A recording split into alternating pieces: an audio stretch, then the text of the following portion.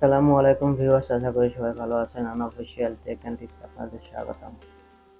এখানে দেখছেন ইটিসিআর 2200 multi function clamp আর্থ resistance tester. এটা দিয়ে আপনারা গ্রাউন্ড রেজিস্ট্যান্স মেজারমেন্ট করতে পারবেন, লুপ রেজিস্ট্যান্স মেজারমেন্ট করতে পারবেন, grounding, down leads, leakage current measurement করতে পারবেন, জাগ গ্রাউন্ড ফল্ট দেখতে পারবেন আপনারা। এখানে কোনো হারমোনিক নয়েজ থাকলে আপনারা এই টেস্টার বা মিটারের সাহায্যে সহজে দেখতে পারবেন। এখন দেখি টেকনিক্যাল স্পেসিফিকেশন। এখন দেখেন এই যে এটার এখানে সাইজ দেওয়া আছে, টেস্টার সাইজ, ওয়েট এবং কত রেজিস্ট্যান্স মাপতে পারবেন। 1500 ওহম পর্যন্ত মাপতে পারবেন সহজেই। আর বাদ বাকিগুলো আপনারা এখানে নিশ্চয়ই দেখতে পাচ্ছেন। আপনি 4 ডিজিট এলসিডি ডিসপ্লে থাকবে, একটা ডিজিটাল টেস্টার। এটা থেকে অ্যালার্ম সিস্টেমটা আপনারা সহজেই দেখতে পারবেন। অ্যালার্ম দিবে যদি কোনো ফল্ট থাকে বা নয়েজ থাকে, এবং অটোমেটিকলি শিফটিং হবে আপনার 0 থেকে যে রেজিস্ট্যান্স মাপবেন এটা। এবং এর সাথে ইউএসবি ইন্টারফেস আছে, সফটওয়্যার মনিটরিং, ডাটা আপলোড, কম্পিউটারে ডাটা আপলোড করতে পারবেন। এখানে ইউএসবি ডাটা কেবল থাকবে একটা ইনস্ট্রুমেন্টের সাথে। এখানে চার্জিং কেবল থাকবে অথবা ডাটা ইউএসবি কেবল থাকবে, যেটা থেকে আপনারা সহজেই কিন্তু মেজারমেন্ট করে নিতে পারবেন।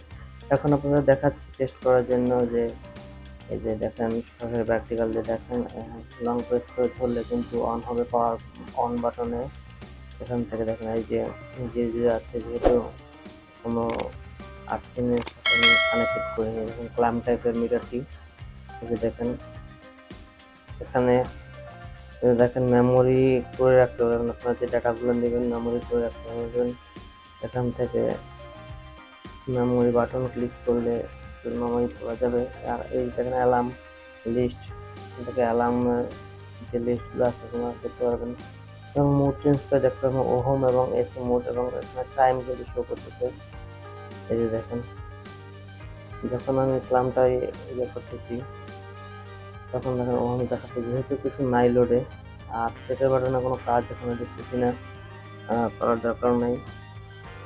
আসলে এখানে এই ক্লাম মিটার দিয়ে কীভাবে রেজিস্ট করতে হয় সেটা দেখিয়ে দেবো অবশ্যই।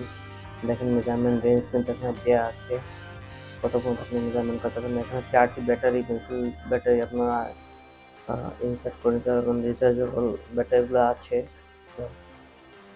তো দেখেন আমি যদি একটু আর্থিনে গ্রাউন্ডিং টেস্ট করে দেখাই, 3টি কেবল মোটা কেবল থাকার কারণে একটু সমস্যা হচ্ছে।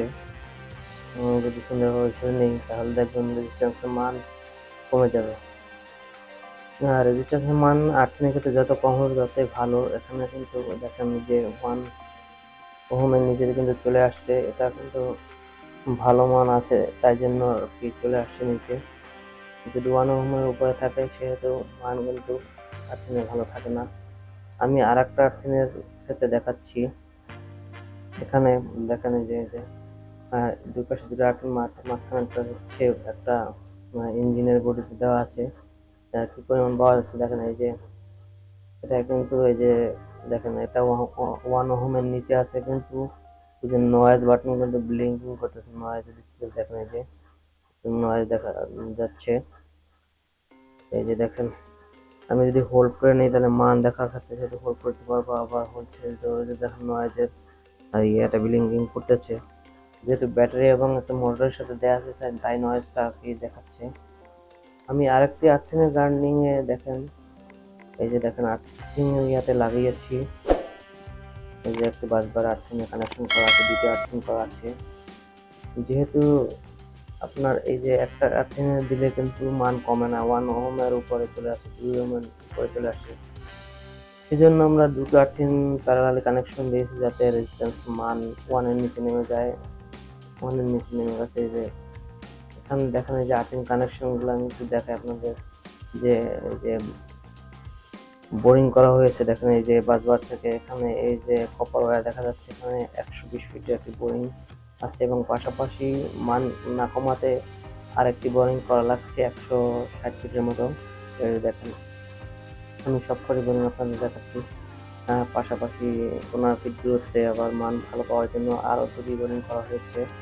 এই যে দেখেন এই একটা বোরিং, 120 ফিট, মান ভালো না আসাতে আরেকটি প্যারালালি করা হয়েছে।